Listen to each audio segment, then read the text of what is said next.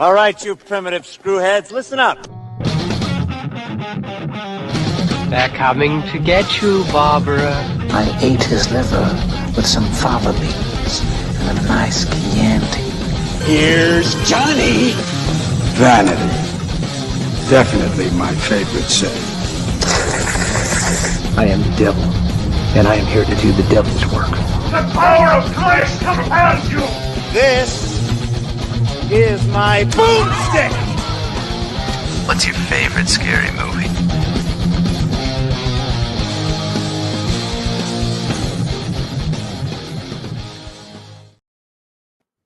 Horror heads, and welcome to Shiver, a horror movie podcast. We are your hosts. I'm Daniel DeBona. And I'm David Ulloa. And we are joined this week by first-time guest host, but host of his own podcast. We're joined by Erik Kline. Erik, how you doing, man? Good. How are y'all? And thank you for having me. Yeah, so thank you for being here. We're very happy to have you because a lot of times when we have folks on, we have on other people who are big horror movie people. And I know that, Erik, horror is not necessarily your thing, but literature is. So this seemed like a great opportunity for us to cross over, not only with somebody who will be able to match what Dave can do when it comes to talking about the literature of things, but also bring on somebody who you have your own podcast where you do like literature turned into movies and things like that. So tell us about your podcast and why you're on with us today. Yeah. Thank you again for having me. Like, I hope that both of our podcasts can collaborate again in the future. My podcast is called the Projectionist Lending Library. I'm a co-host with my good friend, Dr. Nathaniel Booth. And our whole shtick is we, read the text, watch adaptations, and kind of talk about both of them. And it's not a thing of like, oh, was the movie better? Was the book better? Type of thing. We're not interested in that, but more about like, how do the different stories and modes like work in their different kinds of media. Admittedly, we do watch some movies or read some books that aren't that great, and we'll be honest about that, but it's not like one of those. I always want it like, I mean, we all know, oh, the book's better, right? Like, it's not that kind of thing of a value. But not always. But not always. Oh, absolutely not yeah. always. Yeah. And I think, off the top of my head, Deliverance, Jaws, Jurassic Park. I would push against Deliverance. I would push hard against Deliverance. I think the book is much, much better than the movie. We have an episode on Deliverance, actually. Oh, I gotta watch then. Whichever. Yeah, I think that one. But yeah, Jaws, fucking Dr. Strangelove, like the book that's based on is it's like Red Alert. I don't know, but yeah, I didn't even know Dr. Strangelove was based on a book. Yeah, it's one of those things, kind of like Jaws, right? I mean, I guess Jaws, we know it's based on a book, just because of the cultural imprint of it, but nobody really knows the book, right? Yeah. You say Steven Spielberg and people know who you're talking about, but you say Benchley and they're like, who? So whenever we have somebody on for the first time, Erik, we usually like to ask them where their horror journey started, but since you're not necessarily a horror guy, I'll just ask you, do you have any experiences with horror when you were younger that are just imprinted on you? Just take us through an early horror experience for you. Absolutely. So I am a big horror fan. Okay. I watch a lot of horror movies. I fully admit, not as deep as y'all, but I watch a lot of horror movies. I like horror a lot. My wife and I, we've been going through our list this month. We watch a horror movie every day in October. Nice. But my horror journey, as you say, I will never forget. I think I was in 6th grade. So like 12 years old. And I did a lot of theater as a kid. And we had a cast party. I was in a play like one summer in the Twin Cities, and we had a cast party up at somebody's house, and we were I was among like the younger of the people there, not the youngest, but we thought it would be fun to play with Ouija boards and watch The Exorcist. And y'all, I'm not exaggerating when I tell you, like, for that entire summer, I slept in our upstairs living room. My parents' house is like a very, very big, like, it's like kind of ranch style, so it's like very open. or Rambler, whatever. But it's very open. But like I slept on the couch that entire summer with every single light on. I was fully convinced I was getting possessed. And still to this day, The Exorcist is, in my mind, like one of the scariest movies. And I'll watch it with people that haven't seen it before.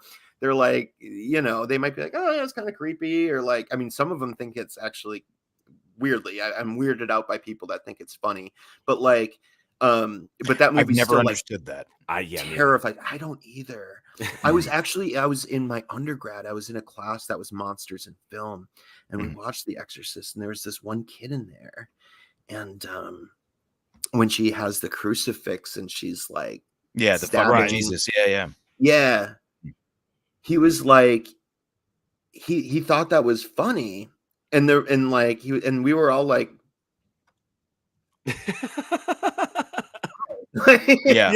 what?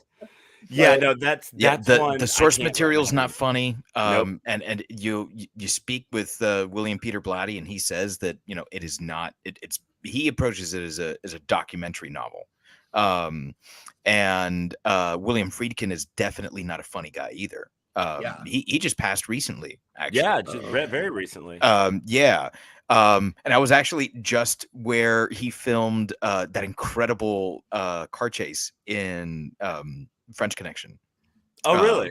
Yeah, I was driving right under those tracks, and I was like, "Oh, this is where he almost hits the dude." So anyway, like there is no humor. It is totally devoid of humor. I grew up very, very Catholic, so as like in the Cuban culture, like Catholicism's kind of like baked into everything that you do. And it's all that Spanish influence, right? You know, you go out, you colonize, and you convert. That's what you did. And if you didn't, you know, just another auto da fe. You know, what's another? Although I don't really consider myself Catholic anymore, like that is something that, like, through my childhood was like the devil was the big bad. And here was this little girl who, you know, when I saw the movie, I couldn't have been much older than she was. And I was like, holy fuck. And then there was, you know, the whole thing that this is based on a true story. Yeah. And you can go to the steps in Washington and see it. And it's like, wow, it's fucking real, man. Yeah, that's a good one. That's a real good one. Yeah. She's not saying she's a demon. She's saying she's the devil himself, right? Right. That's so the like, scene. I just got goosebumps. Yeah. So like that, I mean, like if we were to kind of trace everything back, I think the earliest movie I can remember that scared me was Ernest Scared Stupid. I love that movie. Dude, it's not a bad pick. But the actually and ever since then I've always liked horror movies. I would say that probably Halloween is probably my favorite. That's not a bad pick at all. Yeah. Great choice. I love that movie. So we are going to this week. We're going to do something that we have not done since I've been on the show. I know before I was on the show, you guys did Haunting of Hill House, but we are going to approach an entire series with Fall of the House of Usher from Mike Flanagan here. So what we are going to do is we're going to do the first 4 episodes today. So if you're watching, listening right now, we are going from Midnight Dreary through Black Cat. That is what we're looking at today.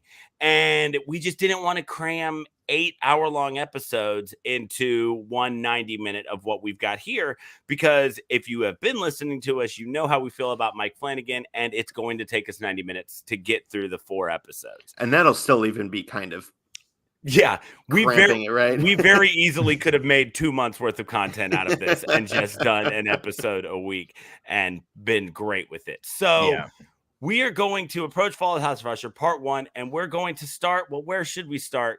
Well, I suppose at the beginning.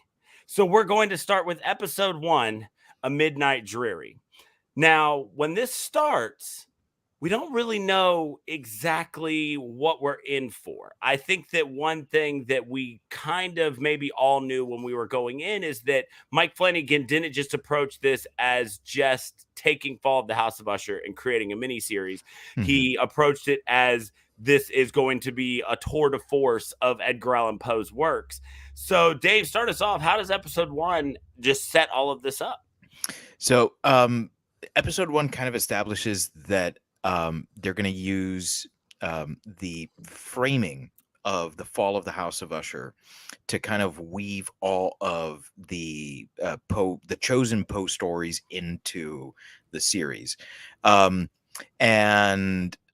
with the exception of, I guess, like a prologue that kind of sets up everything with the Usher family, we then get what is the opening of the story, the fall of the House of Usher, with Roderick Usher sitting down with who is in the story just an unnamed friend of Roderick Usher, but in this series is Augustin Dupin, who is actually the very first literary detective, not Sherlock Holmes.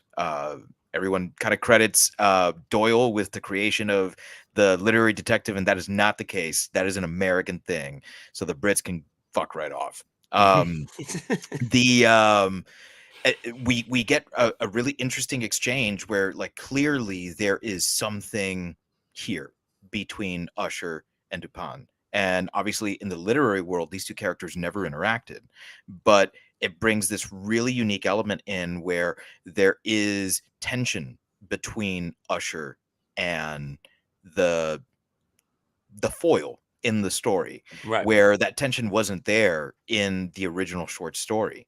And we're kind of treated to just like an exposition of the Usher family, which is really expanded from what we got in the original short story. The original short story really just focuses on Roderick and Madeline, his sister. But here we have all of these characters from the world of Edgar Allan Poe woven in as Roderick's children. So we get all sorts of different characters coming in, different stories coming in, and you really kind of just get this family drama element from this first episode. I will say I think that this first episode is probably the weakest in the series, only because it handles so much of the world building that kind of just the rest of the show runs with. I remember watching the very first episode of Hill House, the first episode of Bly Manor, the first episode of Midnight Mass, and thinking, even Midnight Club, and thinking, this is fantastic. Right. And watching the first episode here, and while I love all the technical aspects of it, I thought, well, it was okay. I wasn't giving up on it in any way. Like Flanagan, if the first 7 episodes had been absolute shit, I would have continued watching. Because I pray at the altar of Mike Flanagan. So it is a little slow because it's kind of setting everything up. But for me, I think that first episode like walks so that the rest can run. Because from that point on, it's really just kind of insanity that's going on in the best way possible. Eric, what do you think about? We'll start us off with episode 1, man. So yeah, I actually just I was saying before we started recording, I actually did just rewatch episode 1 just to kind of like refresh my memory a little bit.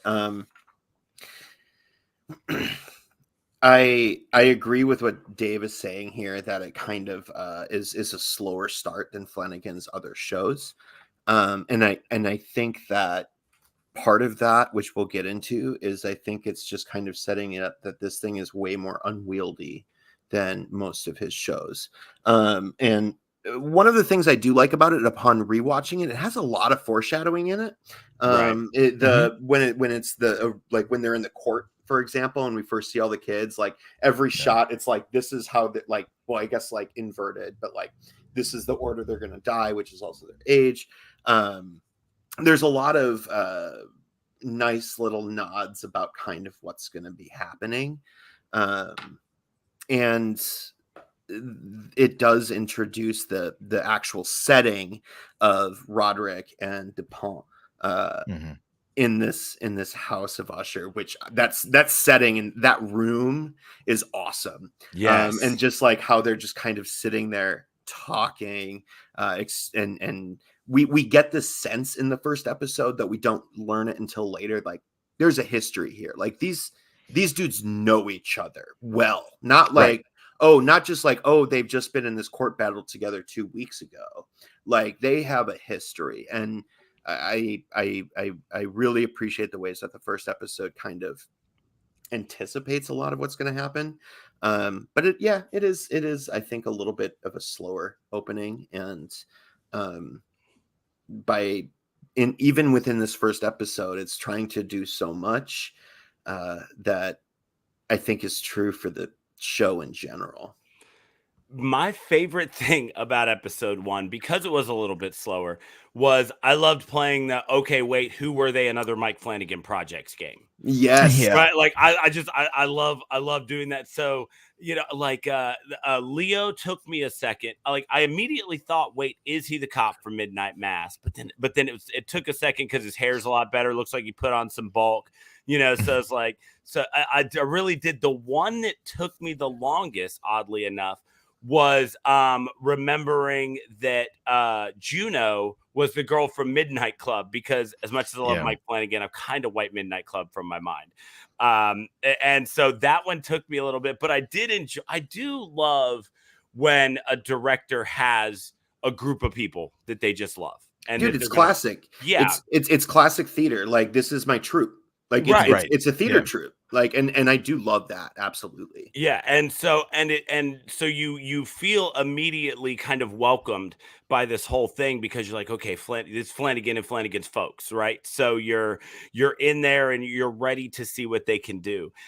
With episode 1, I loved the setting, like you said, Eric. I thought that like the quite, like putting them in a quite literal House of Usher that was, falling apart around them. But they did it in a way that wasn't just ridiculously on the nose. Like when you say it like that, it sounds like it is, but it fit what was happening, because this whole thing is him reminiscing on the entire story. So where does the story start? It starts at the beginning. And so they're sitting in where his story started. So I loved that. What's his name? Greenwood, the guy who plays Bruce Greenwood, the guy who plays Roderick Usher, is just immediate. He comes out of the gate just banging on all 8 cylinders. Who is not the original casting for Roderick, right? I did not know that. Yeah, I'm not gonna. Who was originally cast? I should have probably had this already ready, but no, they had. Well, whoever it was, I doubt they could have done better. They couldn't have. I think like whatever happened, the things that happened, it was kind of like inappropriate behavior, and he's an older guy, and is like, like these actors. Oh, these days are yes, you're right. It was Frank Langella. Yes. Oh, there it is. Yeah. Right. Yep. Yeah. I read that too, and it just left my mind. Yeah, and I think that's one of the best things that could have happened to the show, because I think absolutely. Bruce Greenwood is fantastic in it, and also, I mean, let me know what y'all think, or correct me if I'm wrong, but nothing comes to mind where he carries a show or movie. Like he's always supporting, right? Yeah. I think like the biggest role, or like most important role he might have is in Gerald's Game. Yeah. Which is another Flanagan work. I mean, he's got a pretty major role in the Star Trek movies, but he's not, Captain Kirk. Right. He's Pike, isn't he? He's Pike. Yeah. And then so even in Gerald's Game, I mean that's Carlo Gugino's vehicle. It's definitely Gugino's thing. Yeah, he's there to let her story happen. Right. It was pretty delightful just to really see him shine in a way that I mean I've seen Star Wars. I haven't seen the other movie you're talking about, but in a way like I personally haven't really seen him shine before. Yeah, you like everything you see him in, even as a supporting actor, like he's fully capable of carrying something. It's like, and so it's great to see that. So I agree. Yeah. So I loved him. I loved the way they established his backstory, where they take us through. I mean, so we're only doing the first 4 episodes here, but through the flashbacks, we still haven't even really seen through 4 episodes how he ended up in control of this pharmaceutical company. And so I love, seeing where it starts off where such a big part of his character is the fact that his dad never acknowledged him, and he was a bastard child of this pharmaceutical giant. And so it makes it such a big part of his character where, that very first thing where he's talking about, if you're an usher, the gates are open. And I love how they establish that right away, because throughout these episodes, you see where he definitely always feels like that, but the kids themselves have drawn those lines. And it's like, no, we're the 3 actual usher children and you're the 3 bastards, or, or 2. Yeah. 3 and 3. Yeah. 2, 3, and 3. 2 and 2 and 2 and 3. So, but like, he was so strong in establishing all of those things that by the end of that first episode, I really felt like I knew who Roderick Usher was. And, you're getting all of these sides at him because you've got Dupin coming at him, and he's talking about there's 70 something charges. And he starts off saying you got away with it. And there's this really great dynamic from them where it never just starts to feel dusty, that this whole thing is one guy telling another guy a story, tale as old as time type thing. You've got to find a way for that to still feel fresh and make it make sense.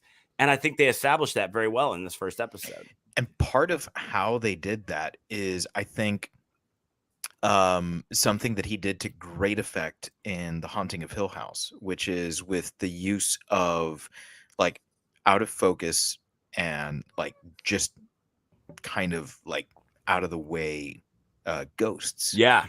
And the way that they do this by explaining that Roderick Usher has vascular dementia is fantastic, because now we can play with these characters not just in the past but also in the present. And Roderick Usher in the original short story is a character that's plagued by his family history, and the literal fall of the house and the metaphorical fall of the house are happening at the same time, and we're seeing that play out in Bruce Greenwood in like a beautiful way. And it to me, that's really what this episode does so well, is it establishes the world that we're playing in. There is something supernatural happening here.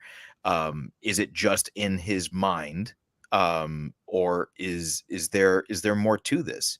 So while it isn't, I think it is definitely the weakest of the first, like the premiere episodes of a Flanagan show. That's not by any means saying that it is weak. Right. It is still a monster of an episode that is like brilliantly acted.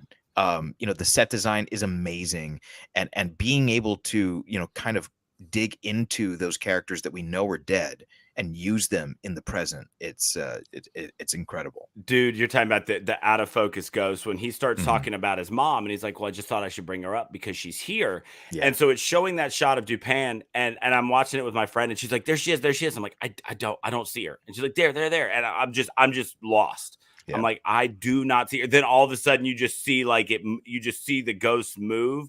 Like that just shot through me. And I was like, okay, yep, there we go. Very Flanagan. I'm good. Yeah. Now. Like I'm in a good place. And I love that because Usher is telling us the story through Dupin.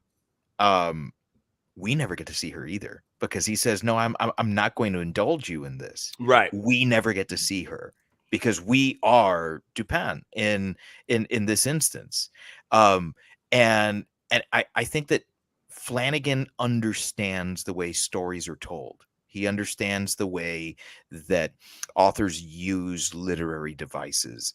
And he understood that about the fall of the House of Usher. And although it wasn't Dupin, it was, some unnamed character. We are that unnamed character. It's why Poe never named him, because it is you, it is me, it is whoever is reading the story at that time. And so even though now we have a named character who has a personality, we don't know anything about him yet. Right. We just know that there's some history there. So I think it's that particular one that does establish, that there's something supernatural happening here, is also done in a very literary way. And I think that everything in this book happens in this show happens in a very literary way, where like, yeah, you can kind of predict where things are going, but it's that mounting tension that that always leads to the big payoff in the Poe story. Because in Poe's stories, we always knew where it was heading. Yeah, because he had a very heavy-handed way of telling. Like he just flat out told you, like in the title, the Telltale Heart. What's this going to be about? I fucking wonder. It's in the title, and so when you get to see the payoff in the show, it very much mimics what Poe was doing on the page. I disagree a little bit. Like I agree that Flanagan absolutely knows how to tell a story, but I feel like he doesn't really actually understand Poe very well. In fact, I feel like the very format of the show goes against Poe's philosophy of composition and the unity of effect, not just over the arch of the show, but in each individual episode. Like I feel like he misses the point of much of what Poe is doing, and that in a lot of this, it's Easter eggs of Poe. It's like, hey, like, oh, here we got the black cat. Oh, here we got the jester. Here we got the brick. Like it opens up with Pink Floyd, another brick in the wall, right? And we see this brick wall. It's like, I wonder what that is. Cask of Amontillado. And so like, I understand how he's making these nods to everything. But to me anyways, I'll say right now, y'all would have been like so much better off with my co-host instead of me, who's like actually somebody who's like a Poe scholar. Wow. Where like, but he lives in China. It's hard to schedule with him. But that I feel like there's a way in which, while I like the show and I like what it does, I don't think that it captures Poe very well at all. Okay. Well, speaking of capturing Poe and the little nods, we start to get a little bit more on the nose as we work our way through the episodes. When we open up episode 2 and we see that it is called The Mask of the Red Death. So in this one, we start to realize that the framework of this show is going to be each episode is about one of the kids while also being about Roderick. So Mask of the Red Death tells the story of Perry, or Prospero. As his name is. So Erik, take us through episode 2, man. So episode 2, Prospero, he's the youngest, right? Yes. Yeah. And he's the one that no one takes seriously. He wants to use sort of his family money to establish this sort of franchise of nightclubs. And Madeline, Roderick's sister, basically says no, and Roderick kind of does whatever Madeline says, right? And so he's like, I'm going to prove them wrong, and we're gonna he's going to hold this party in this old abandoned building that Fortunato Pharmaceuticals like once owned. They have this sort of mask party there. And like the story, everybody dies there. And in this case, everybody's kind of dancing. It's ecstatic. And he has this great idea to turn on the sprinklers and everyone will get wet. And it'll be this kind of ecstatic moment, right? And instead, because it was this old pharmaceutical building, a lot of the waste was in these tanks, and it's all like acid that pours on all these people, and they all die from it, right? So when we look at this one and we compare it to, now I will admit I have read some Poe, not a ton of Poe, but I love Mask of the Red Death. Like this is one that I've read, so I was very excited to kind of see how this one was going. And I've always loved Mask of the Red Death because I I love a good story with where a bunch of rich people, get their comeuppance, right? Like that's just that's always how very Dickensian of you. Yeah, exactly. Right. It's on brand for me. And so the whole time, as soon as he started talking about the sprinklers, I was like, okay, like I exactly. I see where this is going. Like they can explain it however they want. When the sprinklers come on, everybody's dying. That's what's going to happen. And so I really liked this episode. I was afraid that Perry was just going to be on my nerves, but the guy who played him ended up doing such a good job with this character. Like it was somebody who should be on your nerves, right? It was somebody who should bother you. And so he did it in a way where you simultaneously you felt for the fact that he was one of the bastard children, that he was the youngest. He talks about how everybody else has gotten their piece of the pie because they come up with their business plan, and he's the first one who's ever been shot down. And you kind of start to feel for him because while he is rich beyond measure, he truly is a guy who's trying to kind of do it on his own. He's trying to find a way to establish himself as more than just being an usher. And so they did a really good job making a guy that when you first meet him, you're just ready for him to die, into a character where there is a little bit of sympathy when he does finally die, because he was genuinely just trying to make his mark in the world, which when we go back to episode 1 we find out that's all that Roderick was trying to do. And it eventually blew up into this big thing. He's just coming from a background of means and wealth, but still wants people to know who he is. He's not just the youngest usher child. They want him to know that he wants them to know that he is Prospero Usher, that this is his thing. So he did a really good job establishing a very short kind of character arc within that episode that I really liked. Now that you say that, Daniel, just quickly, like I hadn't even thought about this before, but I think this is something that Flanagan does particularly well in this show is among the children. The ones that I think I'm going to hate the most are the ones I actually end up finding the most sympathetic. Right. And the ones that I think I'm going to find sympathetic, I end up like kind of hating the most. Yeah. And I never really thought about that until you just mentioned that. But I think that's absolutely right. Yeah. We see that in Frederick, and we'll get into that, in the second half of the show. Yep, exactly. But he's also a brilliant actor, and has that sort of like anamorphic ability to be able to kind of just like shift into different gears. This might be my favorite episode of the entire show. Really? Okay. I think that where most episodes, they tend to be front loaded with family drama from Flanagan's writing. Right. And then kind of slowly get into the Poe aspect of the story. I think that he manages to weave the Mask of the Red Death more seamlessly into this episode than he does the other short stories into the other episodes. This is also, I don't know if it's my favorite Poe story, because like every day my favorite Poe story changes. Right. He is one of my all-time favorite writers. I absolutely love Poe. This to me captures the feel, the essence of the story best, I think. Because we have a very vague understanding, because it's not really the point of the story, of who Prince Prospero is in the original short story. Right. But we know enough. And I think that is something where Perry in here, the only reason why we know any more about Prospero in the show than we do in the story is because that actor's fantastic. And he was one of my favorite parts of Midnight Club. Yes. And he was one of my favorite parts of this as well. He reminded me of people that I know.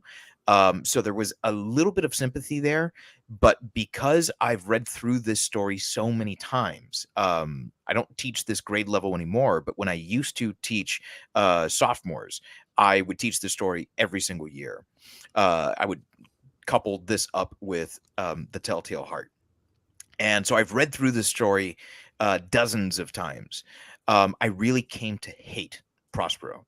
And as I became more and more left of center politically, I came to really, really hate Prospero because of everything that you see here. There is like he has so quickly forgotten where he came from.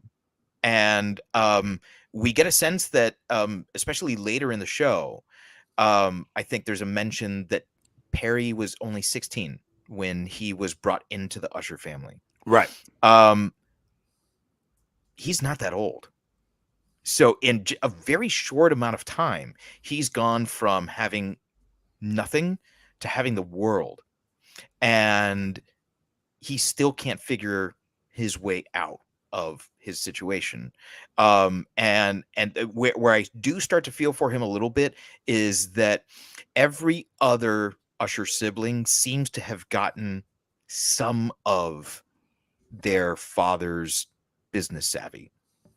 Of course, their father's business savvy is really just that Madeline is a fucking genius, right? But, right. But there's something to him. You know, there's some sort of gravity there that is undeniable.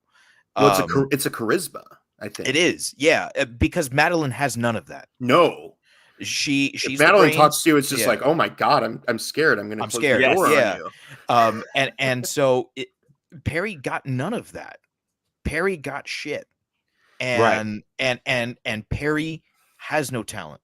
Perry is, I think, a perfect representation of this youngest generation. You know, not Gen Alpha, but Gen Z, where it's, you know, kind of that influencer lifestyle where the social media plays such an important role in all of our lives, not just in Gen Z, but because I think, you know, millennials had the ability to experience what life was like before social media and know what it was like to kind of see how influencers kind of morphed into this thing that they are today.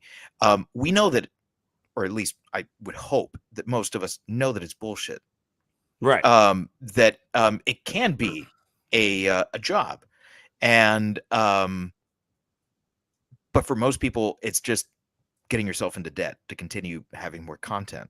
And that is what I think many in this young generation don't understand. And they're so wholly consumed by this thing in front of them, this black slate, that thing is what drives the action in their life. And it's not coming from within, it's from without. And it makes those decisions that they make all the more reckless, and it makes those decisions that they make all the more meaningless too. Because when it's just for content, what are you really giving to the world?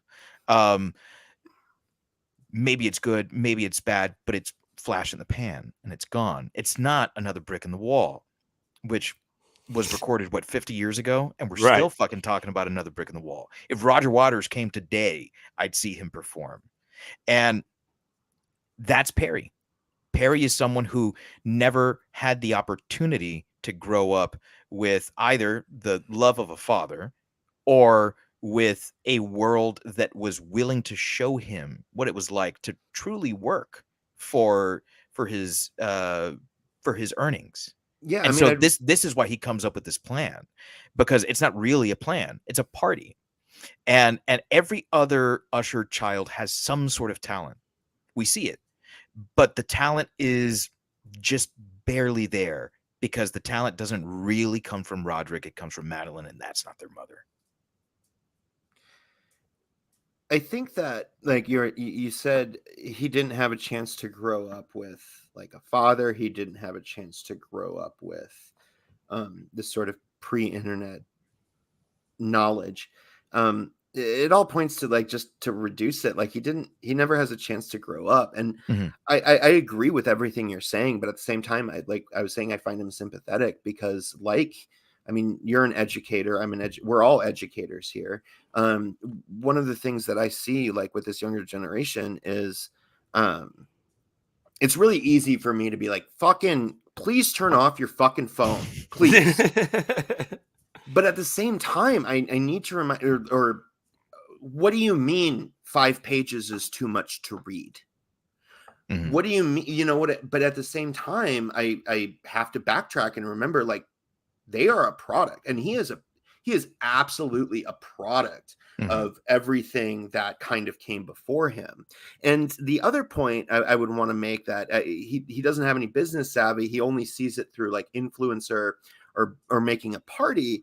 But let's not forget, if his whole like product that he's trying to make is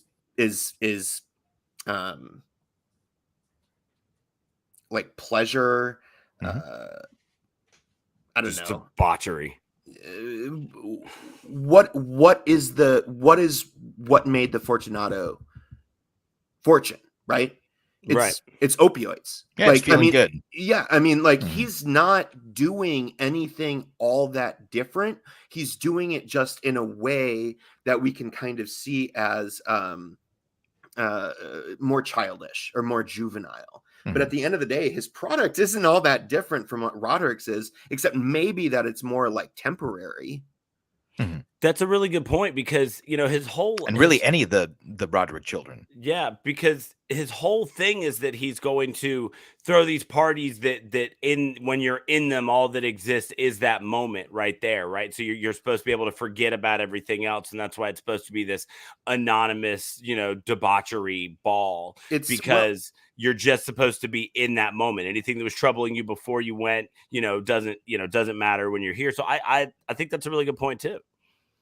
Yeah, and I hadn't really considered that all the children kind of work in that weird sort of like dopamine hit. They do. Arena, from Tamerlane to Leo doing video games. Leo doing video games. Yeah, Mortal Kombat. I was like, yeah. Even Camille being, I think, the one who is most legitimate in her business, is really just providing you entertainment and escapism, really, because we can't really trust what's her name, which one? Victorine. We can't trust Victorine because we know that she's a fraud, right? But again, her work is in giving you something because it's making your heart stronger. So in the end, I think that this really did capture the essence of who I always imagined Prospero to be, someone who was looking out for himself and for the upper class and not for anyone else. I think that it introduces a really interesting aspect of Carla Gugino's character. There we go. That's what I was get to, of who exactly she is and how she functions. And I think that the actual party is so different from what's in the story, the original story, and yet somehow plays out very, very similarly. A lot of that symbolism is gone, like with the colors in the different. She does still show up wearing red, but she shows up wearing red. She shows up in a death mask, and I think for me, the thing that one of the things that Poe does is he never blows his load where you think he's going to. Because it's never about the go on. When you think it's like, oh fuck, he's gonna murder this guy now, that's never the thing.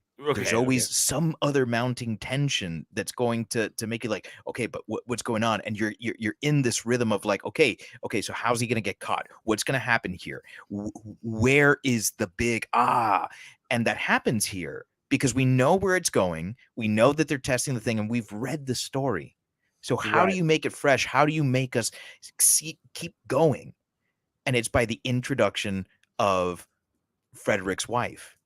Did she make it out? Yes, Did she make it out? And you don't find out if she made it out until the next episode. Or is it at the very end of this episode? No, it's the beginning of the next one. I think at the when just Tim goes in. Oh no, there is a hand that comes out, but you don't know who it is. Right. And there's that question: is that her? Who was that? Or is it what? I mean, my initial thought was that was Prospero, actually. Like when I first saw that, I was like, oh, that's like, so he survives, everybody else dies.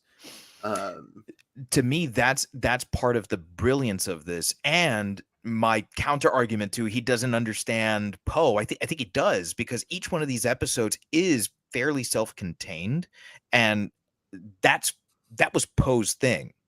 Right. He wrote very few novels. In fact, I think he only wrote one. He only had one. The Arthur Pym. The Arthur Pym one. And he wrote it really only because the novel had kind of exploded in Europe. And he was like, okay, well, I guess I got to do this. But his whole thing was like, I want to scare you in a very short time frame. I want you to sit down, start reading, finish reading, and then say, all right, I got to go change my pants now. And that's what happens here is we get mini horror stories within one long family drama. To me, that story element is there. And not only is that story element there, but then the understanding of like, okay, there needs to be mounting tension. There needs to be that big payoff. And the payoff that you think was like this crazy sprinkler system, the party's going crazy, everyone's skin is burning off. That's not the payoff. The payoff is, did she make it out? And I really think that he does get Poe here. Well, if I could do the other side of the coin, away from the literature part, if Mike Flanagan could just keep making shows and movies that give me a reason to see Carla Gugino in lingerie, like I'm here for that. Yeah. Like I just, woo, buddy. When he walks in that room and she's just like laying there on the bed talking to him, I was like, yep. Like that was something else. Yeah. So for like your listeners or viewers, like, so she plays this sort of character that is not a specific character of Poe, but like what is it? Vera, Verna, right? Because Verna, because it's an anagram of Raven. And, oh my God, it is, and this is why I have you guys. Okay. And she's sort of, I don't know, like she's just like this sort of representation of the guilt and debt that Roderick is kind of in, and so she's the one that kind of appears in every episode in various forms and kind of seals the fate of all of the children. Right. And in this one, she's one of the revelers in this party. She seduces him in this back room. In fact, she tells the sister-in-law, whatever. She tells her to leave. And of course she doesn't. Right. But she's like, she recognizes like, you're not of this family. You're not of this bloodline. You need to leave. She doesn't, and hence she has this, and we have the whole thing of like, will she or won't she? But, right.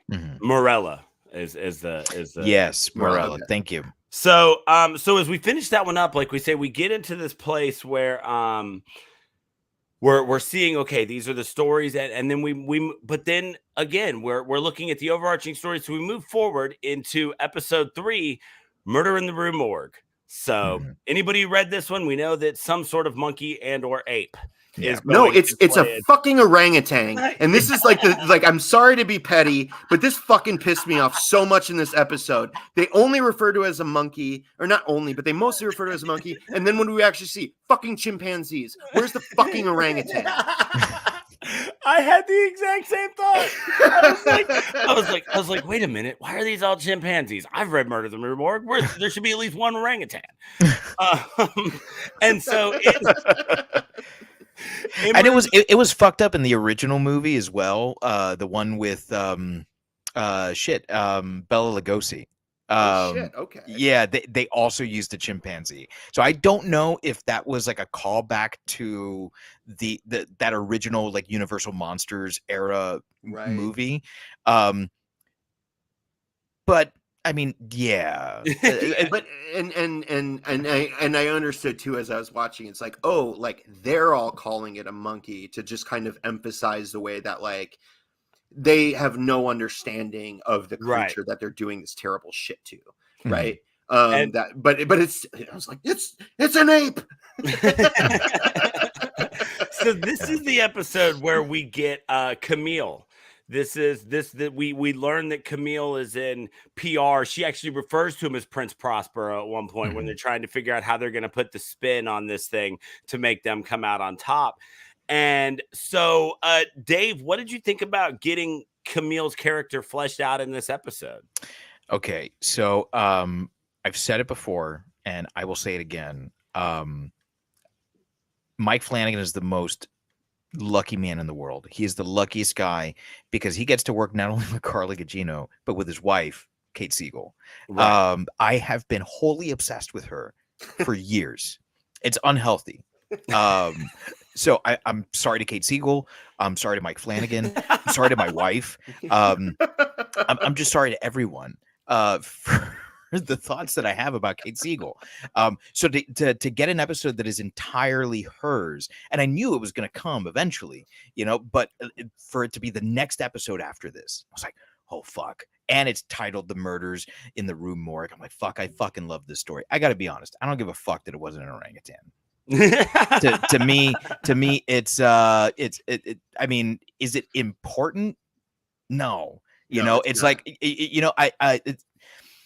when I read the James Bond books back in high school and college, I was reading through them and I was like, oh, what the fuck? He doesn't use a Walther PPK until like the 8th book. He's using them throughout the whole fucking movie series, and that's like the whole thing. That's his gun, right? And it's like he doesn't even fucking drive an Aston Martin. He drives a Bentley. And an old Bentley, he's working on a government salary, so all these things. I'm like, does it change the fact that the movie's fucking rocked? No. And so that's kind of my approach to this is, does it affect the story? And I don't think it affects the story in this one. I mean, it would have been nice. To be clear, like, I think I mentioned this, like, it is my pettiest complaint, probably, this entire show. I agree with you. It doesn't affect the story at all. It's more just like my affinity for animals that I'm like, like. I think that this one is particularly masterful in the way that it's written, not because it on its own is great, even though it is. But I think because of how it starts weaving the family drama into this and starts putting blame on other characters, right? Like very early on, we're like, okay, it's probably Perry. Perry's a piece of shit. He's young. He's the newest member of the family. He's probably the mole, right? Which is not really a mole. And they keep, doing this whole thing. The informant. Yeah. But The Departed's a good movie. So what does he say? He says, so a mole is more DiCaprio. An informant is Jack Nicholson. And she's like, Dad, what the fuck are you talking about? He's like, he was informing the feds the whole time. The movie. I love that his wife tells him, she's like, you can make other references other than The Departed. It kind of reminded me of like myself with Commando. Like I'm constantly going back to Commando. Or back on Geekmore when it was always like, well, if you remember The Rock. It was, yeah, we were always going back to The Rock. Speaking of James Bond. Yes. So I think that the way that Victorine becomes the new kind of head person for like most likely informant is great. And then the story here really is like woven into the next 2 episodes. Yeah. So it's really, really great because we kind of get it as a B story in The Black Cat, and then we get it as the A story in The Telltale Heart. And to me, like, this is kind of the meeting of two of my favorite Poe stories, The Murder in the Rue Morgue and The Telltale Heart. I think that everything that we get out of Kate Siegel as Camille L'Espagne is fucking fantastic.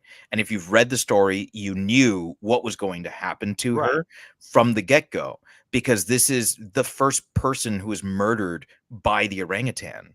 She's shoved into a chimney. Like, it's fucking awesome, you know? And we don't get that exactly here, but what we do get is a lot of tension mounting until we finally meet, you know, Verna and Camille in this showdown that to me is like, it's really interesting because it reminded me of almost like a Sergio Leone style like shootout, where it's like these two characters and they're just like looking at each other and they're like, who's gonna fucking crack first? Because Camille knows that all she has to do is make a phone call, but she doesn't want to make the phone call. She wants to influence her into opening the door. But Verna knows that she has to open the door, but also that she wants to make it as hard for her as possible. So there's this like standoff that's happening here, and it's fantastic the way that was filmed, because usually when we see those standoffs, it's real tight shots. You know, like really like 75 millimeter in real tight. You're getting just the eyes and you're getting that like the intensity there, but that's not what we get. We get these like really wide shots, security camera footage. It's really wide and you're seeing that distance between them. And it's like, who's the one who's actually in charge here? Of course, Camille thinks it's her, but we know that it's Verna. And it's this amazing thing where we as the audience know what she's walking into, which again is very Poe. It's very Poe for him to set up these characters. We know what's going to happen before it happens. And yet when it happens, it's that like gruesome, awesome, like you know, you're biting your finger, but you can't look away sort of moment that's happening here. It's the same thing that happens in any Friday the 13th movie or any Nightmare on Elm Street movie. As soon as you know the dream sequence is starting, you're like, motherfucker's going to die. Right. But how's that going to happen? When are we going to see it happen? How long is he going to play with his food? And we get that here because as soon as she's let into the lab, to me, that's where this episode truly shines. Because, yeah, I mean, it's super fucking hot to see Kate Siegel like in this like weird throuple thing. It's even hotter to see her get like all like boss babe on them because I don't know, I must be fucked up somehow, but I just want her to beat the fuck out of me. Just rip into me, tell me I'm a piece of shit. Like, I'm here for that. All right. What does she call her? Oh fuck, I don't remember. Her name is actually Beth, but she's just constantly calling her Tina. Yeah, so like Dave's like, yeah, call me Tina. Yeah, call me Tina. I'll love it. Step on me with those heels. I'm fine. I'm cool with it. All right.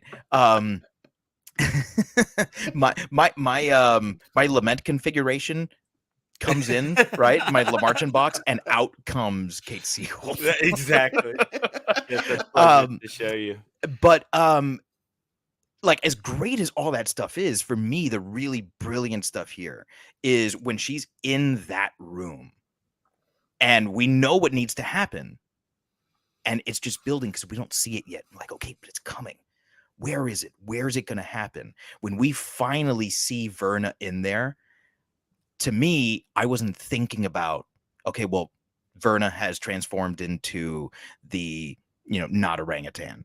And then that moment where she takes a picture and it's the orangutan, that for me was the blow your load moment. That was the fuck. Yes, this is exactly the kind of thing that if Poe was a filmmaker today, he would have done.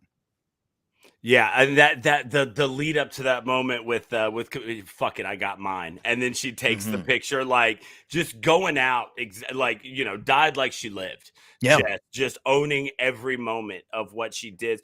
This episode also really cemented what Erik was talking about with the idea of finding out that the characters you kind of thought you were going to like are maybe the ones that you don't like, and vice versa, because this is the first episode where we start to find out that, Victorine is a fraud. That she's like the one I end up almost despising the most. Right, exactly. Which is not how I think it's going to be at the beginning. Right, because at the beginning, you're like, oh man, she's making pacemakers and like, trying to keep people alive. Like, and Camille, she's the legit one. Yeah. Camille, I think I'm going to hate, because it's just like, man, she's just a spin machine, gossip, blah, blah, blah. But over the course of this episode, and again, it's the third episode. Functionally, it's kind of the second episode, right? Because the first one's just sort of an intro. And it's like that quickly in the show, I'm like my sympathies towards her like totally flipped. Yeah, like, at least for me, like I found her very sympathetic. No, yeah, absolutely. I'm 100% with you, because you start to understand that she is somebody who is genuinely, like, the empire she's built is to protect her family. Like, she's somebody who is all in on this idea of being an usher and how important just that name is. And so she built something that was going to protect her family.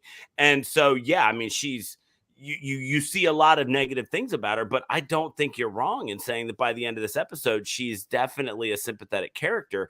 And like I said, we start, that's where all these, all this stuff starts to just get twisted and turned and flipped upside down, because as we learn more about these people, I agree with you completely. You start to see ones that you thought you were going to be into that you don't like, and vice versa. And yeah, by the end of this episode, I liked Camille a lot. And I love the way that she carried herself. Like, she was totally bought in on just everything that was being an usher. It was anything to protect the family. It was you do what I say because of who I am. Like, she had completely absorbed all of that while still maintaining her own identity within all of the bullshit that comes with being an usher.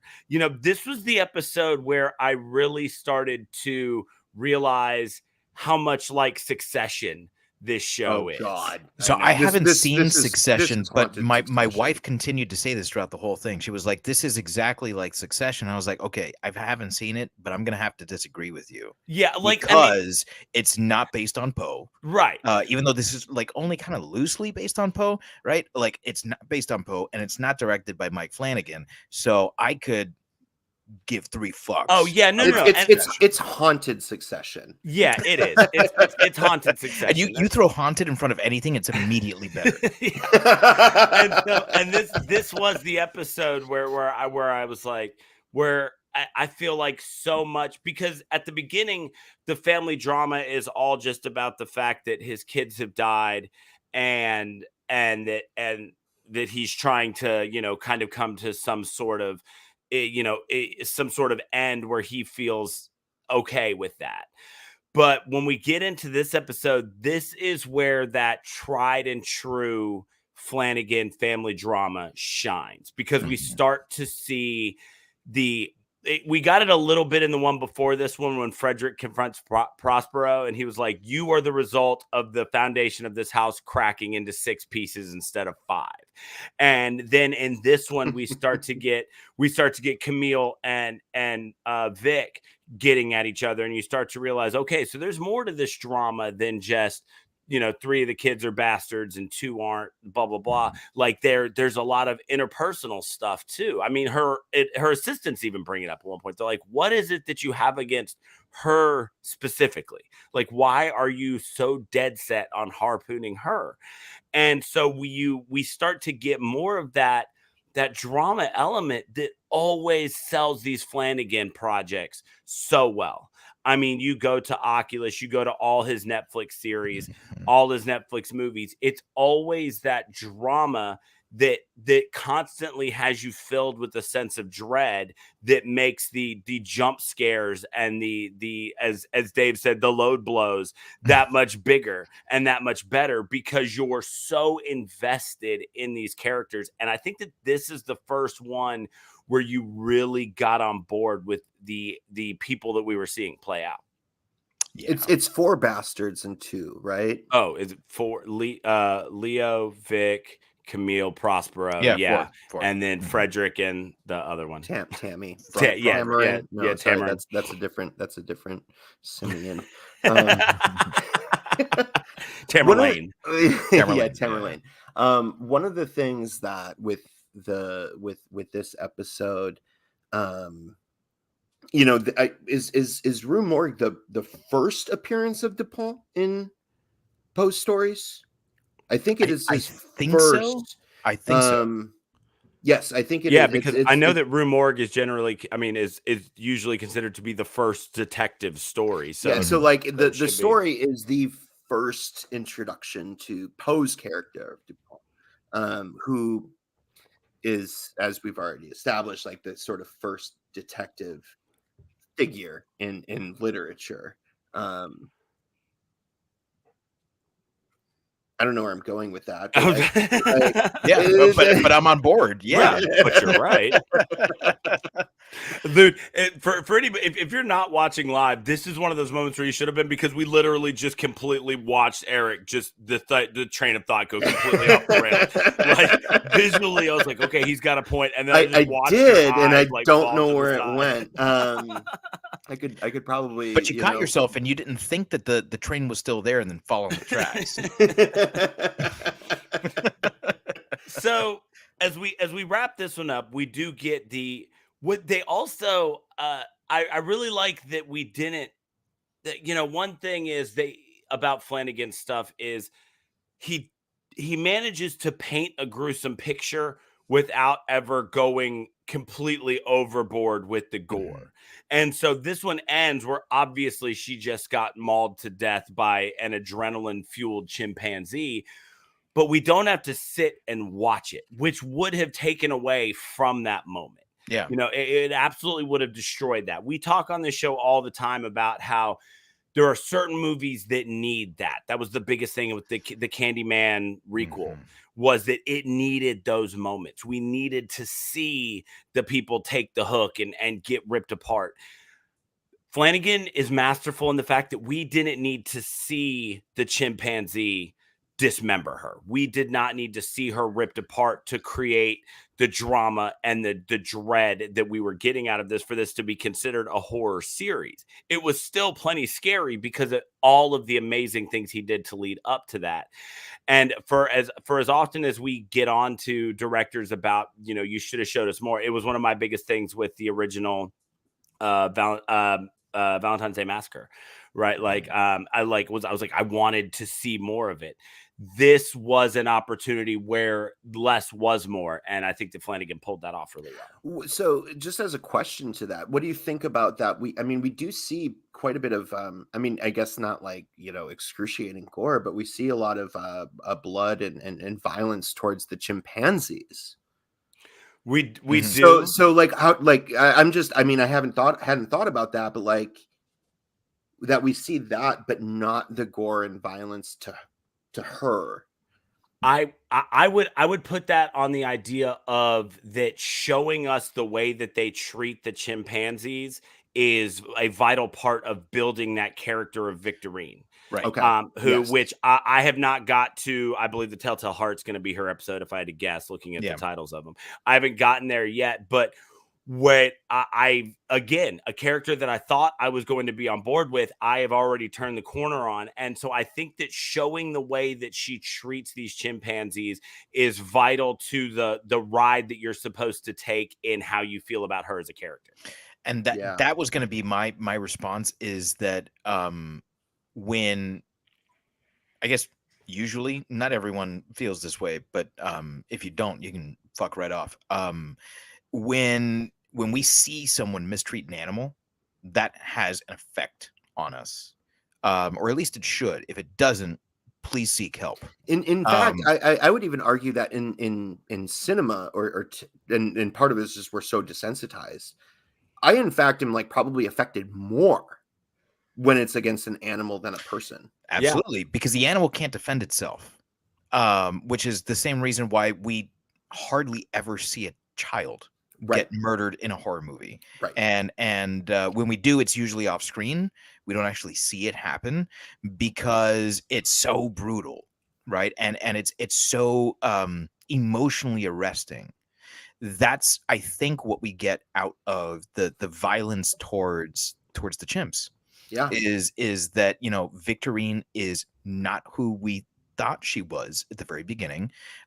She's not even who her father thinks she is, because clearly he's putting his eggs in her basket, and that's not going to be there for him because these experiments are not going the way that, you know, she's reporting them to go, and Or Camille's her- onto her right away. Yeah, or her fiance / lover / Right. science partner. But basically, yeah, Yeah. like literally every, like, I mean, January said that she's a fraud, but like she's somebody that everybody thought she was different than who she actually ends up being. Everyone's like, oh, this is this brilliant scientist. And it's like, yeah, maybe sort of. I mean, she's on to something, but she ends up being this almost like Dr. Moreau, like mad scientist kind of character. Right. Yeah. Well, and it is really ultimately her desire to stay within the Usher family that is her downfall, because her partner does tell her that, like, these results are tainted by the use of this drug of was it ligodone that she was using Yes. on the chimpanzees. Because you've done that, your results are tainted from the beginning, and because she needs to kind of validate, you know, the drug for for consumers in a way to help her dad out, she's also feeling the need to use the drug so that she remains a part of the Usher family, because she unlike Tamerlane or Frederick needs to prove that, because she is the first bastard. And although she thinks of herself as different from Leo and different from Camille and different from Prospero, because she was the first of the bastards, she's not really. Right. And where the others don't need to prove that they are worthy of their father's affection, the others do. Right. So as we continue on, so eventually Camille meets her end, this episode ends, and we get into episode 4, the Black Cat. And in this one we get Leo, Napoleon's story, and the bizarre kind of way that all of his shit plays out. I mean, just this one, it was stopping at 4, so I only did half. This was a weird one to end on. It was just like, this was one where I was like, oh, like I want to keep watching, but I'd committed to the fact that I was only going to watch the 4 before this. But this episode was, to me, this one felt just weird. What do you think, Eric? This episode, like when I said before we started recording, like I kind of began this show kind of sour and I warmed up to it. This is the episode that sort of turned it around for me. This is the episode, like the scene at the end where his, I don't remember what his boyfriend's name is, that comes into the apartments, like what the fuck is going on? And he's just destroyed the entire apartment with a Thor hammer. Thor hammer. And it, like, this is one of the episodes where I'm like, oh, Julius. He gets it. Like, it's about the insanity. It's about the madness in it. I will say, one of the things I fucking hated about this episode, and this is more just personal, and I don't have the stomach that y'all have with watching horror movies, is just the actual stuff with the cat. And like when, like after the party the night before, when he wakes up and he sees like, that, I got a heads up about it. I saw it briefly, but I had to look away because kind of what we were just talking about with the chimpanzees. It's just like, I can't fucking see that. But as a whole, for like the overall narrative of the show, this is the episode that I think really kind of turned my attitude around. Dave? So it didn't turn my attitude around because I was like on board from pretty much the word go. But I fucking love this episode. And I've always loved this story because of the absolute insanity of this story. Yeah. The story makes absolutely no sense. It's just a downward spiral. Which I loved Poe's stories like that, when there wasn't really like a moral to the story. It was just, here's an insane scenario. Poe does madness like almost better than any other writer. Oh yeah. I can't think of anyone that does madness better than him, because you can see yourself in that situation. We've all been in situations where like we feel ourselves letting go of sanity. And you know, those intrusive thoughts, we push them out and we just hold on to reality. But what happens if that one day someone catches you on, you know, the wrong day at the wrong time in the wrong place, and all of a sudden you know, it's you turn into Leo. Right. You know, you're just fucking lost, and no one ever knows when that day is going to come. You know, you listen to people all the time about, you know, like the guy who takes a shotgun into his office building and blows a bunch of people away. They're like, he was the nicest guy in the world. He was so quiet. He was so nice. What the fuck happened? Oh, he just fucking snapped. And Right. that's what I think is ultimately so scary about these kinds of Poe stories. And because through the insanity, I think these are the kind of Poe stories that we laugh about. Yeah. Because I can see myself in a situation where I go just absolutely bonkers and destroy my house looking for that fucking cockroach. Fair. Yeah. You know, Especially if because it had just scratched your eyeball. Exactly. Ugh. You know, and it actually has happened to me with a cockroach, because my wife is, you know, she's great. But when it comes to like bugs, like she turns into a child. She's like, I need it away. I can't go to sleep if I know it's there. I'm like, well, I don't know where the fuck it is. So now I got to turn this fucking house upside down. Do you have a Thor hammer? I Do you have Mjolnir? I do have Mjolnir. Yeah, she actually she bought me a tool set where it opens up around the hammer, and the hammer is the handle for Mjolnir. It's awesome. It's fucking awesome. So I do have a Mjolnir. And it has happened before where it's like we're about to go to bed. It's like 11:30. It's 12 o'clock at night. I'm fucking falling asleep. This thing is turned off already. You know, it's no good. And then all of a sudden, there's a spider that scampers across, you know, the top of not even the wall where our headboard is, on the other side of the room. She's like, okay, well, I can't go to sleep now. I'm like, well, fuck, that means I can't go to sleep until I kill that thing. And then I go fucking nuts trying to get it. Right. You know, and then it scampers away. And then once you finally kill it, guess what? It was fucking pregnant. And now you got to fucking fix that shit, you know, because now there's a bunch of little baby spiders all over the place. All right. And that's what they didn't tell you in Charlotte's Web, is that shit fucking gets everywhere. And now all those little spiders, they don't fucking know how to spell. What do they know how to do? They know how to fucking bite you. You know how you avoid that? This is what I do. I get a cup and a piece of paper, and I put it on the spider, and I let the spider outside, and I don't kill it, and it can let its eggs go outside. Because that's what my wife is like. She's like, "There's a spider." I'm like, I'm always grabbing them and holding them in my hands or in a cup. I don't really. The only bugs I'll kill are cockroaches, mosquitoes, and ticks. But anything else. Once a spider's in my house, it has violated the Scovia Accords, and it must be dealt with. So for me, it depends on the spider.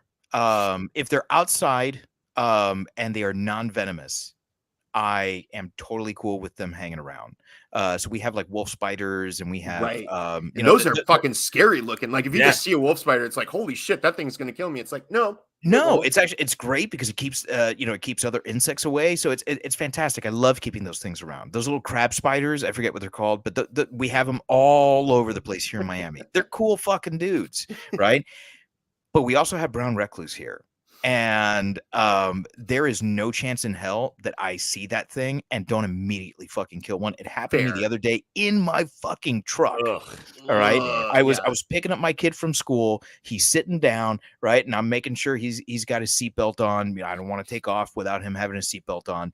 And I'm looking at like the little sliver between the door and the chassis. And I'm like, I know what the fuck you are, because I've seen you before.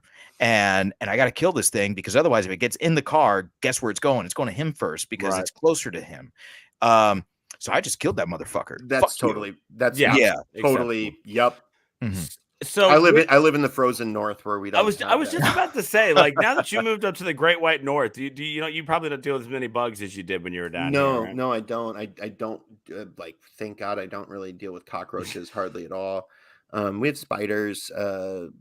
Mosquitoes are in the summer. They're almost worse up here than down there. Really? They're bigger. Oh, okay. But I mean, Elizabeth and I were camping last weekend. We didn't deal with a single fucking bug, because at nighttime it's 45 degrees, right? Like, they're all gone. So that's awesome. So one of my takeaways from this episode of The Black Cat, that I the Black Cat,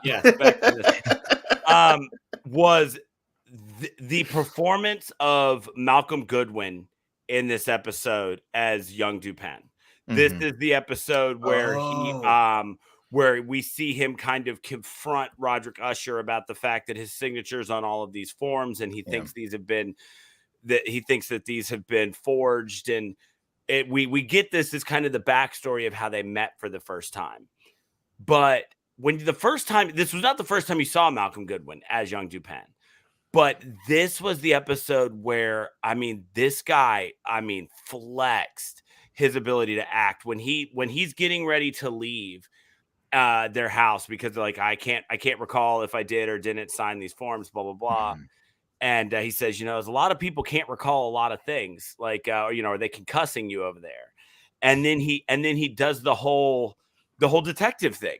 Right, where he looks around and he's like, I see that jar of honey. That was such a great moment. I know you've got 2 kids, and the oldest one must be asleep. He must be sick. I see the echinacea. And like when he gives that whole heartfelt thing of, I understand where saying the wrong thing would be very bad for your family. And so he doesn't just get pissy that they stonewall him, that he makes them understand that he knows why they're doing it the way they're doing it. That I was almost in tears, like as he gave that little speech. It was so good, and it was so powerful, and just him acknowledging the fact that he doesn't necessarily put the job he has to do above the plight of a working class family. And I loved that moment, and I thought that it also did a lot for the building of Roderick Usher as a character to understand more, just how low he was. Because by the time when we meet him initially, we just get the guy who's the CEO of a multi-billion-dollar pharmaceutical corporation. And we've slowly been learning that he had to work his way up to that. It wasn't just gifted to him. But in that moment, it wasn't just about seeing that he was in this small apartment, or knowing that he was down in the mailroom or whatever. It was about acknowledging that it was like, this is a guy who he's come from knowing real pain and real suffering. And so again, it adds, not only did Malcolm Goodwin just do amazing while delivering that thing, but it also just built, again, a character you shouldn't, it pains me to say that I have any sympathy towards a character who's the CEO of a multi-billion-dollar corporation. Like, it's painful to me. But in that moment, you start to be like, okay, this is why he is the way he is about his kids, about his family, about his money, because this is what he's dealt with. And that scene is my favorite scene in this show so far. I just loved the acting in it. I love the way that it set things up. I love the way that it built the characters of Dupin and Usher even further. I just thought that everything about that particular flashback scene was amazing. And also his wife, his first Annabelle wife. Lee. Yeah, Annabelle Lee, right? Like this is where you see like she and you, if you know Poe poetry, this is kind of in a lot of it, but that she is like this really kind of pure being. Right. And then also it really adds weight and gravity to the framing of Dupin and Usher in the room in the House of Usher, that they have this history. This is how they have a friendship. I mean, Dave, one of the things you said, like, you know, in the story of the fall of the House of Usher, the narrator's just like vaguely like, Roderick Usher was my friend, and I went over to talk to him, right?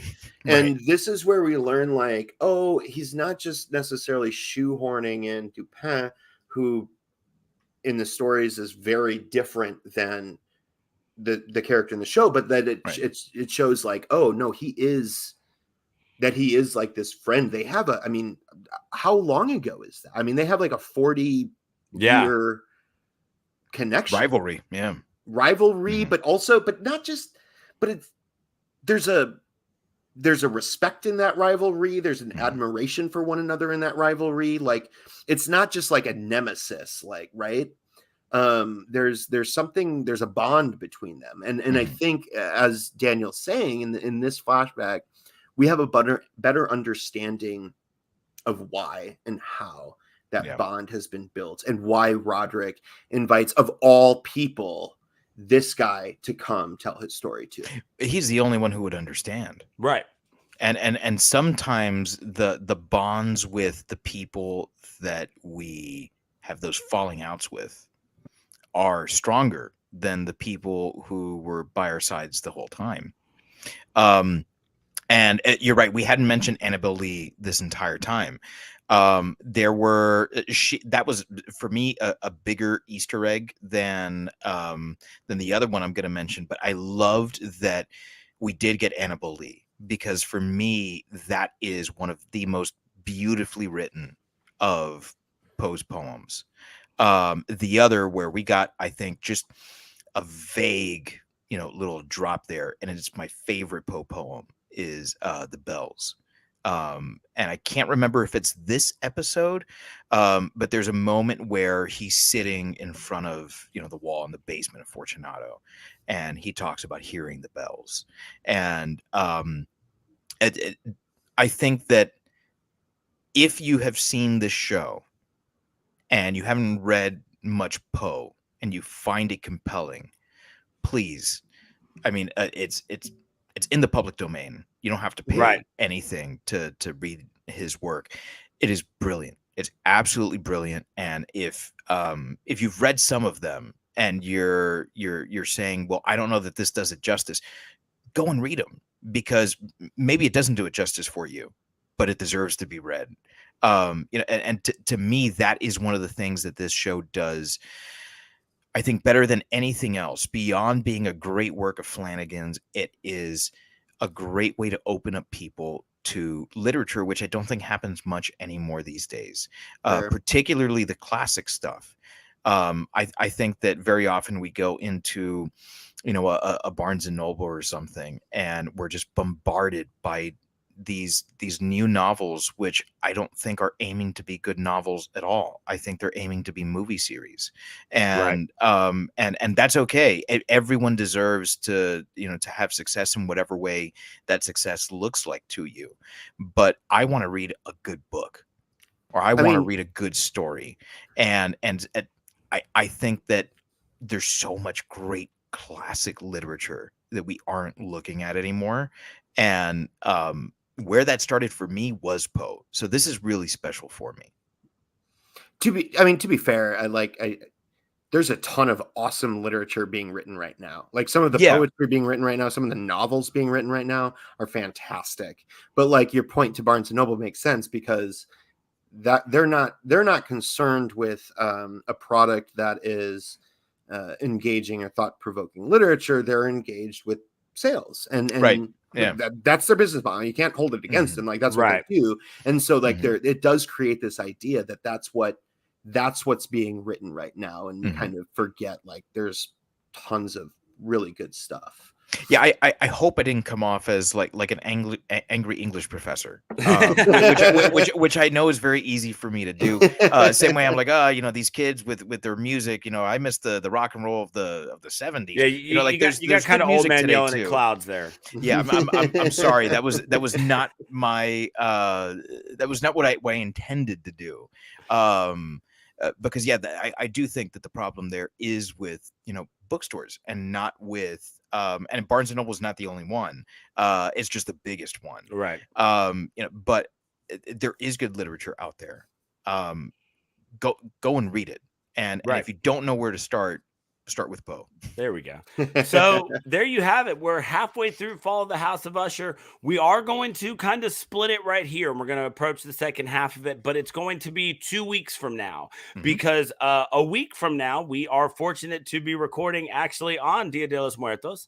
And so we are going to finally get a Rob Zombie film on here, and we're going to do Three from Hell, a perfect movie to record an episode on that day. So Erik will be back with us in 2 weeks. Erik, thank you so much for coming on today. You've been awesome. Tell everybody about your podcast where they can go and listen. Yeah. Again, thanks for having me. Projectionist Lending Library. We're on all the main things. You can find us on Instagram at PLLlib and PLL Podcast, and Twitter at PLLlib. So, yeah. Okay. Nice. So make sure you check them out. And hopefully when we'll come back in 2 weeks, we'll finish this up. And I know we've talked a little bit about an even deeper crossover where we all kind of approach it the way that you do your show with watching the movie and doing the book. So hopefully we'll make that happen.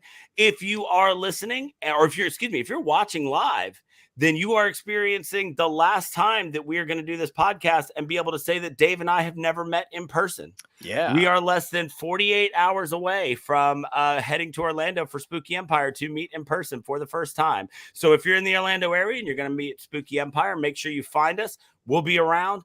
We'd love to meet you. We're going to try to meet as many people as we can, get a bunch of great pictures, some sound bites, some things like that. So we hope to see some of y'all out at Spooky Empire. We will be back with Fall of the House of Usher in 2 weeks. Back next week with Three from Hell. Make sure you head to shiverpod.com where you can get links to all of our social media. We use Instagram the most, but we are on Facebook and Twitter as well. All of those things at ShiverPod. And at shiverpod.com, you can also find a link to our TeePublic site where you can pick up our awesome new shirt with art from Ellie Ray. It is amazing. We love it so much. So make sure you head there, grab a shirt. We hope to meet you this weekend. Erik, before I forget, so I say it here while he's still watching, David Dupree says hi. He apparently can't comment due to his Facebook stuff right now, but he texted me. Hey, Dupree. He texted me to tell you, he says, hey. Tell Zoe, hey. There we go. So we hope to see you guys. Head to shiverpod.com. We'll be back next week with Three from Hell. Absolutely. So on behalf of all of us here at Shiver,